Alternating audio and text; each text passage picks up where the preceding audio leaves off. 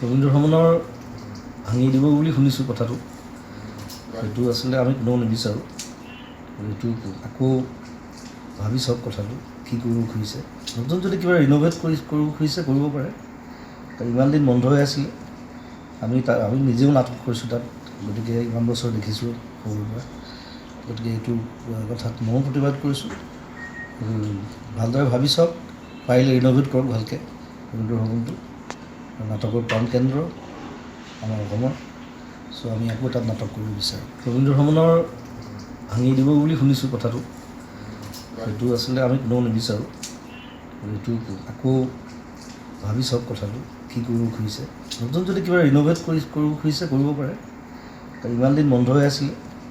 আমি নিজেও নাটক কৰিছোঁ তাত, গতিকে ইমান বছৰ দেখিছোঁ সৰুৰ পৰা। গতিকে এইটো কথাত ময়ো প্ৰতিবাদ কৰিছোঁ।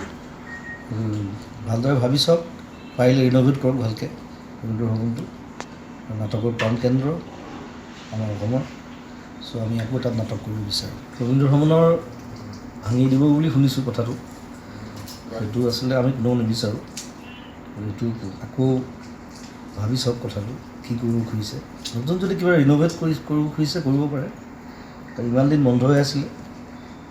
আমি নিজেও নাটক কৰিছোঁ তাত, গতিকে ইমান বছৰ দেখিছোঁ সৰুৰ পৰা। গতিকে এইটো কথাত ময়ো প্ৰতিবাদ কৰিছোঁ। ভালদৰে ভাবি চাওক, পাৰিলে ৰিন'ভেট কৰক ভালকৈ ৰবীন্দ্ৰ ভৱনটো। নাটকৰ প্ৰাণকেন্দ্ৰ আমাৰ অসমৰ। চ' আমি আকৌ তাত নাটক কৰিব বিচাৰোঁ।